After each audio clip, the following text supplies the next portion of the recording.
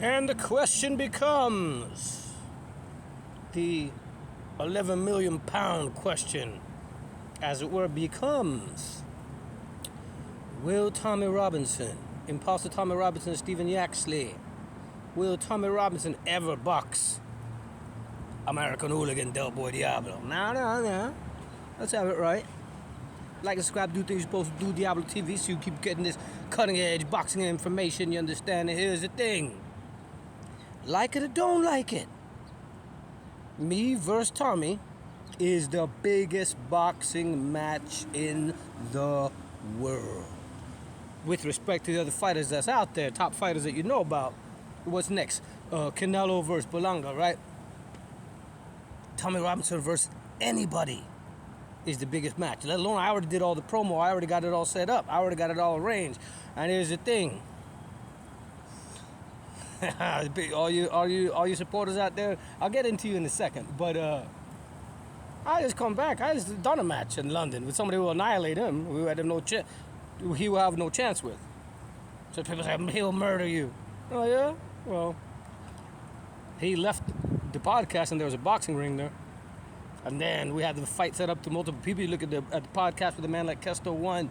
He talks about they wanted to put it, and the offer's still open. Wembley Conference Arena. That's what they're talking about, headline an event. And this is before what's going on now has happened.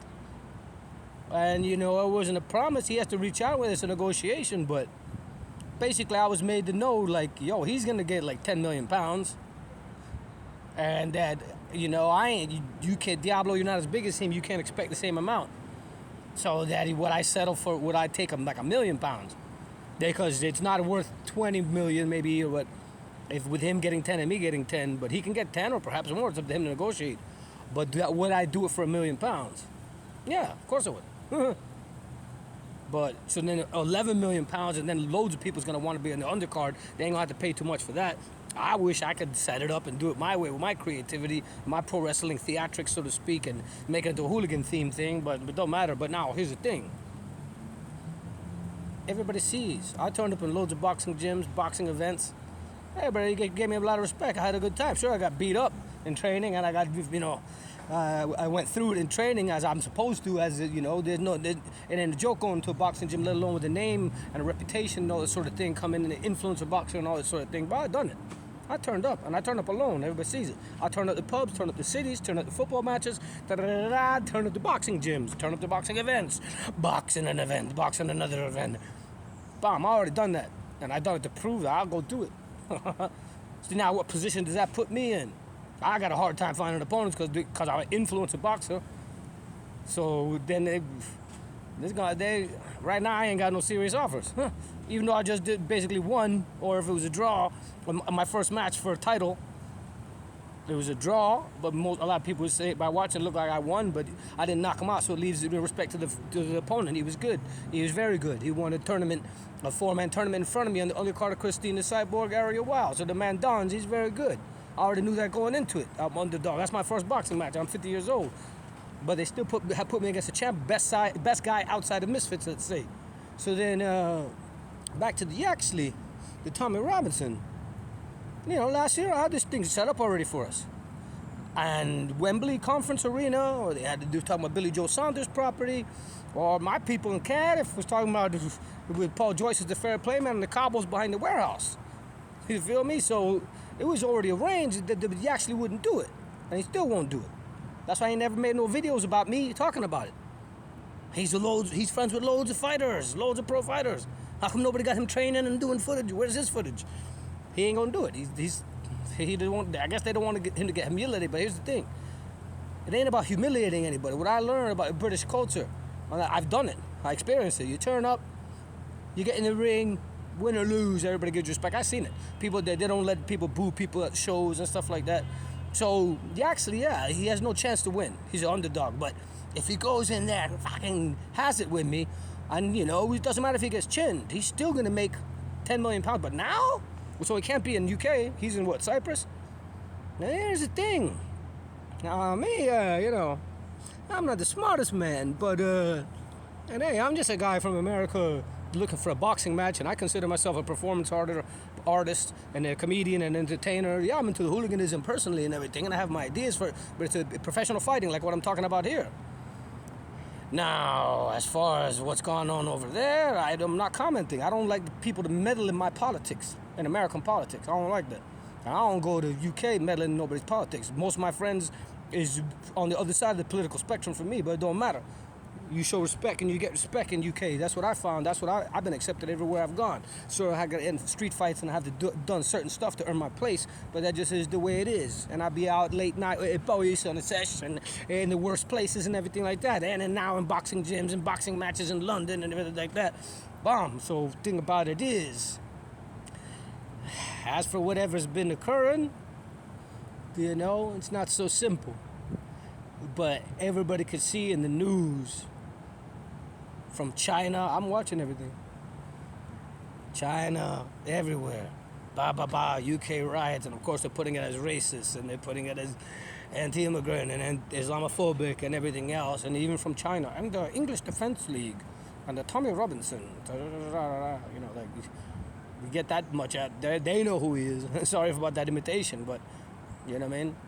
They know who it is. They're talking about it over there, and then I see people getting nicked. And then they're talking about they're getting the most, you know, the lower level people, and they're going to get to organizers, and then they're talking about T-word terrorism charges. And they're going to pin the whole thing on him. And then they talk about two-tiered policing, but Anjem Chowdhury, the Islamist leader, he got a life sentence for the same sort of thing, for not doing anything himself, for inspiring others. So that's the thing. This Yaxley fella, this Tommy Robinson, a lot of my friends support him and like him, and I can support some of the things he says too. Anybody can. That's the way he plays it. But here's the thing. He could have been doing a boxing match with me, and he could have been made millions and millions of pounds. His family would be set. He's got what, 1.1 million. That's what they estimated. He's already a millionaire. People say he's already a millionaire. Why does he want to box you? All right. Get 10 times what he's worth now. Give $1 million to your organization. Give $1 million to your movement. Give $1 million for legal defense. He didn't have to get involved in the situation he's in right now. What if they gave him a life sentence over this? Extradite him, give him a life sentence, and make him the example of why not to do that far right sort of stuff again. Me, I'm just over here waiting on a boxing match. But here, that's the thing that messes me up. It's like Conor McGregor, Michael Chandler situation. You know what I mean? Like, you holding somebody else's career up. So what do I do? And it's not exactly the same, but it's not different. Because what, I'm supposed to fight for thousands of pounds against whoever? Or I get $1 million or more to fight against Yaxley. How does that make sense? My value is £1 million or more, or thousands, but it all depending on that opponent? I don't know, man. Yaxley, brother, mate, I think we can do it in Las Vegas. Nobody cares who you are. Nobody knows who you are. You're not illegal in Las Vegas. I think do it now, because I think you need to lawyer up if you haven't already done so, because it's in them. I got nothing to do with it. It's the UK government. They're going to make an example. And I think they're going to try to hit him with a life sentence.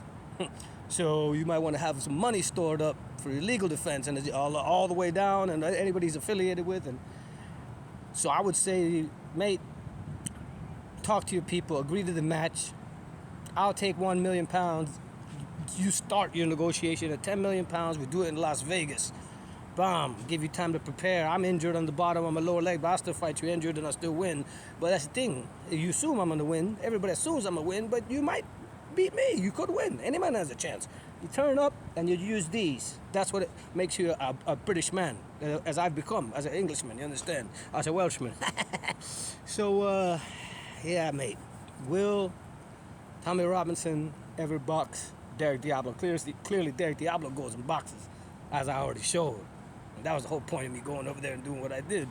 And people say, oh, you're not going to do anything. Well, I called out hooligans. I turned up and went over there, didn't I? I called out this geezer for boxing. I went over there and boxed, didn't I? You guys out there, talk to him. Otherwise, what's going to happen too is the government, you label him and EDL as terrorists. Now you can't contribute to it, because that's aiding and abetting terrorism, like a Hamas or whatever. I don't know if Hamas, I think Hamas is labeled as a terrorist organization. Now, this is not the sort of content I normally talk about, but I'm connected. inextricably with Yaxley. You're a naughty boy, Yaxley. Let's get this money, let's get this bag. You gonna need it. Huh. You could have just been off in the sunset with you and your family enjoying your millions from the boxing, because let me tell you something. You do one boxing match with me, show that you'll do it, and then the next match you get somebody that's more, somebody that's, you know, below novice level, somebody like you, somebody that you can actually have a competitive match with. And on that one, if Canelo's asking for 250 million, 100 million, Stephen Yaxley, Tommy Robinson, let alone in Saudi Arabia, ooh, could talk to Danny McLaren, DKM Plush, London. I say we can't do it in London, but that man was, I can't speak for him, but he was just in Saudi Arabia for the Usyk and Tyson Fury fight, champ. And if he told them that he got you, who knows if it couldn't be on the DKM Plush banner in Las Vegas. And we'll get a lot of other British fighters on there. A lot of other people can get an opportunity as well. Don't hold them back, Yaxley. Be smart. Be smart. If they do this to you, and cut off your funding, then what are you going to do? You're going to be forced into the boxing match anyway. Might as well do it now. Get paid money ahead of time. To you and your supporters, cheers. Got nothing against you. Do what you do. Innit? I'm not involved in politics. But I am involved in influencer boxing. Yaxley! Let's go so I can sugar you.